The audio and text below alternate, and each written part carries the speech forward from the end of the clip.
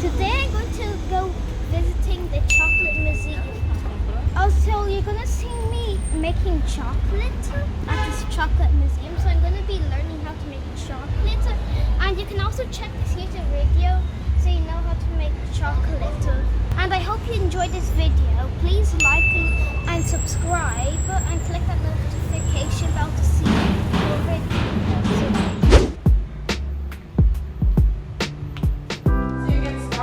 I'll tell you what to do next for toppings, but for now, start filling it with the chocolate. Isn't the next part putting sugar? No, chocolate is a product that already has sugar. We'll touch details about that later. This is just for the chocolate that you're going to take home.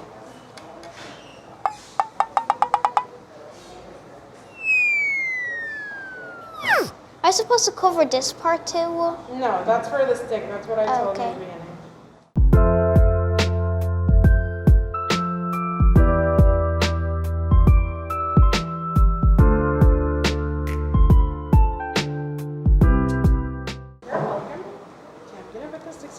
And I need you to, if you already have chocolate, I need you to throw some more over the stick so that it holds really well to the chocolate.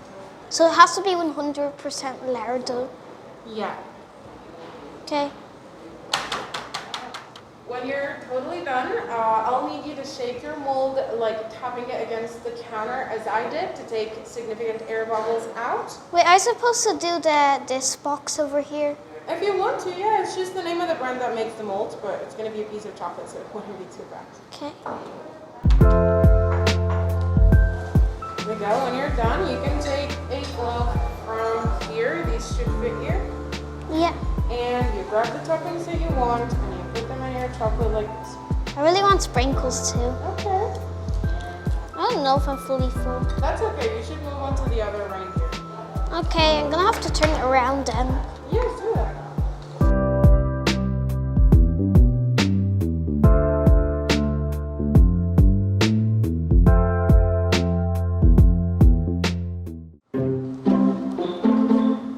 Okay, never mind. That's too much. You What? got chocolate in your gloves. Oh.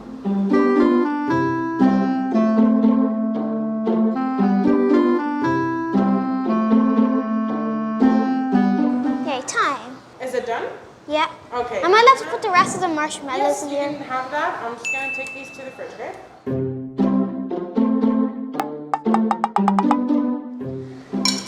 It's gonna be yummy.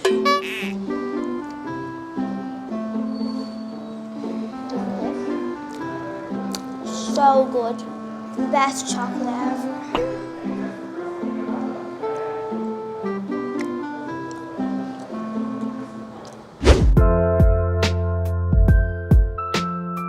So we get the cocoa from Chiapas, travels all the way here, and then we start working with it. So sadly, as an example, Mexico as a country produces 1.2% of the cocoa that the world consumes. So that is very little. But what we do know is that it belongs to the center south of America. And right now, that area of the globe is the area that it's producing the least. The South American, Central American country that produces the most cocoa right now in the world, it's Brazil, and they produce less than 5% of what the world consumes. So, yes. I was guessing it's gonna be Africa that's produce the most. Yes, but I'm talking about the area where cocoa is originally from, which is Central South of America. The one that produces the most right now is Brazil. But yes, Africa has the greatest producers of cocoa in the world. Regarding how much they produce, not how good of a cocoa they produce. Just to show you like how they would look like. Again, originally cocoa is from the American continent, somewhere in between Central and South. And the cocoa that we have here at first would have looked a little like this. And then we have another variety which is called forastero. The thing is, the difference between these two, it's the quality of flavor that you find in each. So criollo, it's really not only strong flavored but also complex tasting. The forastero is obviously going to be strong flavor because it's cocoa and it's bitter, but it's also going to be plain tasting. So it's not like the best thing. So this is a representation of what cocoa trees would look like, guys. Is there anything that calls your attention about it at first sight? Is the cocoa bean you're holding, was it a fake or a real? The ones I was holding, they're representations. We can't grow cocoa here because we're at sea level. And remember, cocoa has So we don't really have cocoa here. It grows in South America. So if you plant a cocoa tree, if you move to a place that will give you the conditions for it and you decide to plant a cocoa tree, you're going to have to wait at least 5 years for it to grow on its adult age.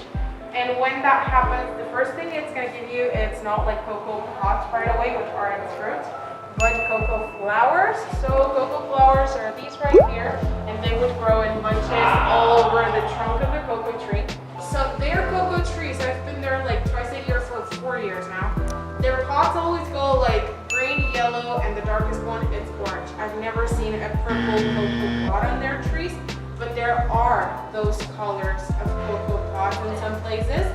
So number one, the color of the pods could be determined by how much sunlight they were exposed to. And number two, it could depend on where you are. I have a couple of friends who went to Samoa and they saw a cocoa plantation there and all of their pods got all the way to purple. So it could depend on those. The thing is, since cocoa farmers can't really rely on the color of the cocoa pod to tell its ripeness, they'll also use sound. So cocoa farmers would take a cocoa pod and tap it a couple of times to see what sound it makes. It's not like they expect it to be like loud and clear like a maraca, but they do expect at least to hear like the vibration of the beans going from one side to the other to know that they have detached. So they have to take the cocoa beans and the white pulp out. As I told you, New Zealand is pretty much cocoa's fruit. It tastes like a fruit, but the thing is it has its natural sugars, and its sugars will allow us to do the next step, which is fermentation.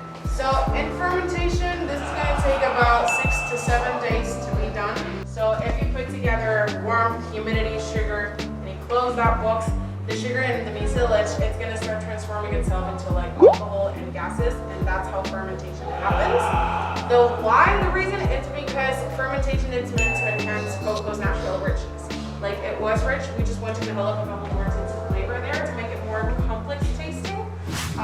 So when we get our cocoa beans from Chiapas, they look like that. They're in stacks. And the first thing we do with them is roasting them. And I highly recommend you eat that bean now. We're allowed to eat it now? Yeah. No, we got the house. You should feel it first. I told you to feel it. A few moments later. Bitter. We roast them because that's going to get rid of the small amount of humidity that was left in there, and by doing that, we're easing the peel of the cocoa bean because we want to peel all of them in order to have lighter textured chocolate. So the signs to know when you have roasted them enough are the smell and the sound. When they're ready, number one, this place is going to smell like chocolate all over, and number two, they're going to start popping like popcorn, so it's going to be like loud and noisy. And when that happens, we'll take them off of the heat and we will start peeling. Everything in here has a use. So the husks of the cocoa beans will be infused in the water I've got boiling in that pot. So it's going to be water, sugar, and the husks of the cocoa beans. And we're going to allow that to like infuse really well. We're going to strain the husks out and we're going to drink it. So it's going to be our first drink. And out of the insides of the bean, we'll make the rest of our drinks. You have to keep a little more motion on it. Like take them to the center and then drag some from the center to the outside because they're going to burn if you don't. Oh. That'll be bad. Okay. Oh, that's actually a bit hotter.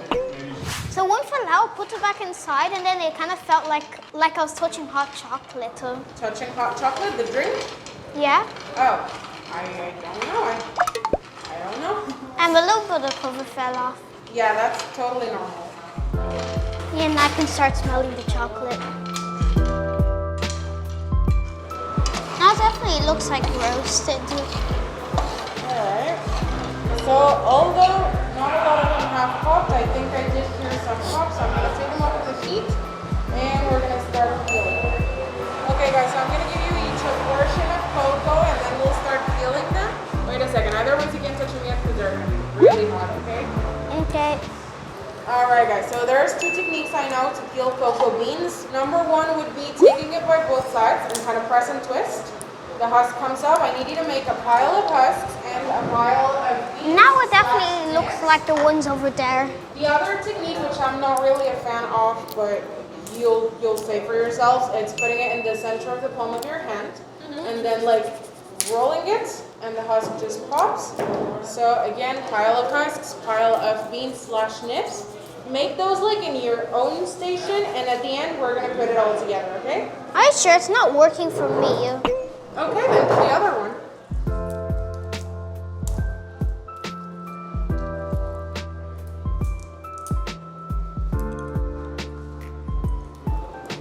This one's done. Big chocolate factories have machines for this. There's a machine that roasts the beans, and there are either machines or better techniques to do this, the peeling on a big scale. To peel them, if I wanted to do it fast here, but I didn't really care about the husks, I could literally just take something heavy and start crushing these up. If you do that, you're gonna have a mix of cocoa nips because the beans will break, and cocoa husks. The thing is, the nips are heavier, so if I put a fan on top of that, I can blow all of the husks away and be only left with cocoa. Oh yeah, that's a great idea. I just did a smash now. Yes, but you can't do that here. There's some chocolate companies that won't do like the peeling, and they would just grind everything with the husk. That could give you a little denser chocolate, but it's not like it's wrong.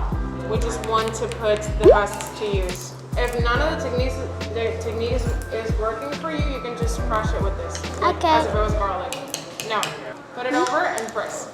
Okay, actually a great idea. Not like that. Now? Okay, I just need to open this a little bit. So the tea has to boil, the husks have to boil with the water for about 10 minutes, guys. And in the meantime, we're gonna get to the cocoa paste that will be one of the ingredients for our second drink. Right here, 50% of this is already naturally cocoa butter. They're not gonna melt. But if I grind peanuts in a food processor, they'll turn into a peanut butter little by little. Same goes with this, but usually like on a factory scale, what we would do is break the beans or allow them to break a little if you just mash them up with something and put them on a refining machine.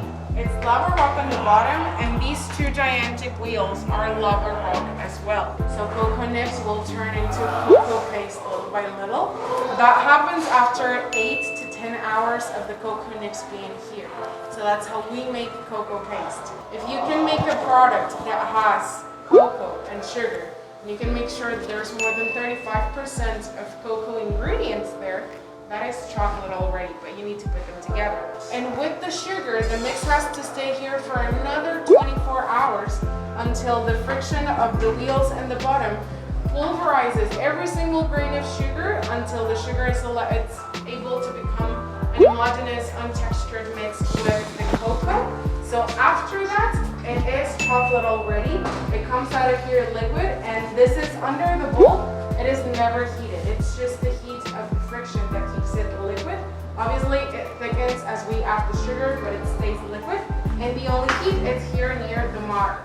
So the first thing we gotta do is start mashing the nips lightly and the beans lightly into nips. And once they are nips, I told you, inevitably they have to break into little pieces. So I recommend you to like grind to the center of the mortar and spin the mortar as you do that, preferably. I don't really guess how to do it. Oh, like that.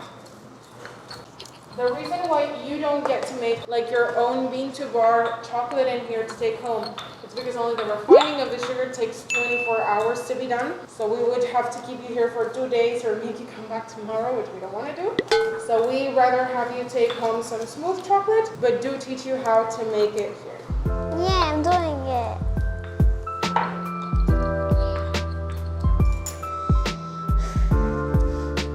Helping is yours up. You guys can stop right there. All right, so I rolled the paste I made into like a ball. So I'm gonna give you each a piece. Try it. Yummy. You did like it? It nearly tastes as good as the one I just tasted with the sauce. Wait, what does that taste? What does those crumbs taste like? They're not supposed to be eaten, but if you eat one, it's just gonna taste like dusty tasting chocolate, maybe. I really want to try it. If you want. Yeah, you can take one, but I'm Okay. not sure you will like it. It tastes like chocolate powder that doesn't have sugar in it. It looks like chocolate cornflakes, to be honest. Is that what made you want to try them? Yeah. Okay, so remember it was just boiling, so it's gonna be really, really hot. So I'm gonna throw the cocoa paste in here. I'm gonna put some chili in it as well. Are you allowed to put sugar in this tea? Oh, sugar, if you want. Yeah. Tastes better now. So they are used to perform a technique to mix the ingredients of this drink in which you just pour the liquid from one jicara to the other.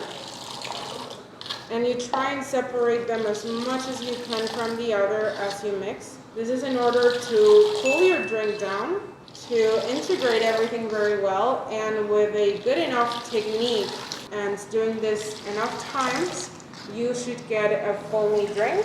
The foam obviously doesn't last for that long because it's a water-based drink we're talking about. That looks like chocolate sauce. It's a chocolate drink. It's a chocolate drink right now, so we're gonna drink that in little jicaras. What's jicaras? Oh, The those. little containers I was just... That looks like a clay bowl. There you go. I think the spice needs to be a bit like crunched up or something. I don't taste spice on my tongue, but I do taste it going down my throat. Like spice. In the sign back there, if you're interested, there's a couple of examples of how it would have worked. Obviously, we're talking like 1,000 years ago, quite literally. So in the case of Mexico, when the Spanish arrived in here, they found this being used as pretty much an energy drink and a currency, which was important enough to get them interested. So Hernán Cortés did his research and talked the kings of Spain into trying this drink. So they tried what you were trying, but we're speaking of people from Europe a couple hundred years ago when they weren't very fond of spices because they didn't have access to many of them yet. So naturally, I guess they didn't love it. So they decided they would make a recipe of their own. So I'm gonna make now the what we call Spanish hot chocolate, which is the hot cocoa we all know nowadays. I really hope you do like that one. For that, we have to use this grinder to grind the rest of the cocoa beans. So I'm gonna ask you to help me with this if you want. Yeah. You just have to grind towards the wall.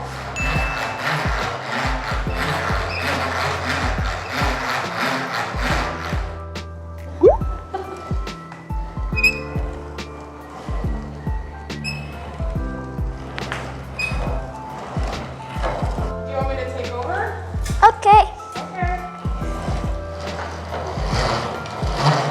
This side I got it. Just take care of this one. There you go.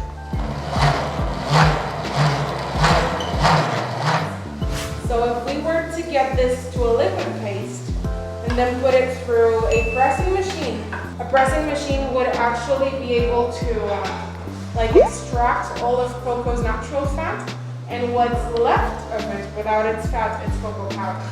Alright guys, so for the Spanish hot chocolate, we got milk in here, we got sugar, I threw cinnamon, cloves, and star anise, and now I added the cocoa paste powder thing that we made there. So I'm just gonna try to get it to dissolve as well as it can on the heat. So to froth it, we're gonna use these. These are called molinillos. So molinillos are basically very old-fashioned frothers. You're supposed to put them in the inside of a pot with hot chocolate and keep them in between the palms of your hands and go back and forth to froth your hot chocolate. So they are made out of a single piece of wood, and there's rings carved into it, and also there's a bunch of little holes in here. So all of that, as you cause motion, allow air to just flow in, and that's how the froth is created. That makes like a rattling sound. So all of the spices that we throw in our hot chocolate in here are just because all of us are really spices people. But the original recipe for milk-based hot cocoa will only be cinnamon, cocoa, sugar, and milk, and that's it. So again, the fact that the milk was obviously hot, it's what made the cocoa that we made in the grinder dissolve. So to froth it, again, I would recommend you to lift it up a tiny bit. That's going to allow you to have more control. And don't go over to the tips of your fingers because that's going to make you lose control and you could hit the pot and spill all the hot chocolate and it's hot. So in the middle of the palm of your hands and just go back and forth, back and forth, back and forth. That's it, okay? Don't do this. Do you want to do it, Miguel? Yeah. Yeah? Okay. Just be really careful because the hot chocolate is hot. All right. This? Yeah. So hot chocolate milk. Yeah. So again, it's a recipe that could be different depending on how you make it. If you put more cocoa, it's going to be much more intense. If you put more sugar, it's going to be sweeter. It's like it's mixing more and more. Yeah. It does taste like hot chocolate milk. Okay, here's what you're going to do, guys. So you take the aluminum, and then you're going to flip your mold upside down. Some could fall right off. If they don't, then you do angle it and hit. Or can you push it down and look? No, because that could damage the mold. That's what led that one to be broken. I'm very scared. I'm gonna hold these here because I.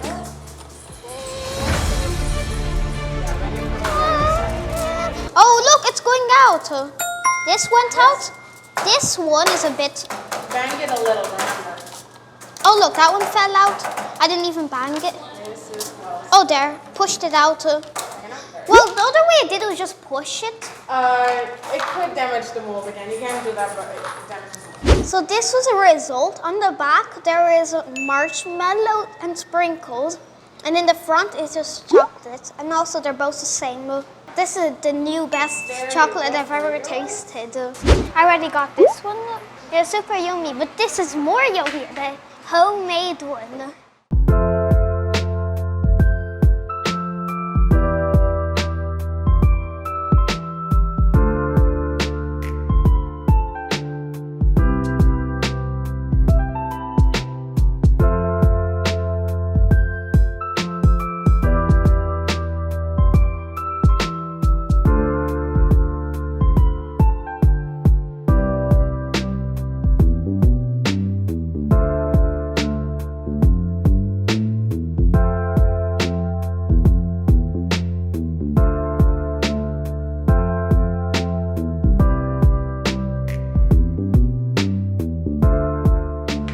Look, Mommy, remember the mixer thing that rolling with your hands is over here.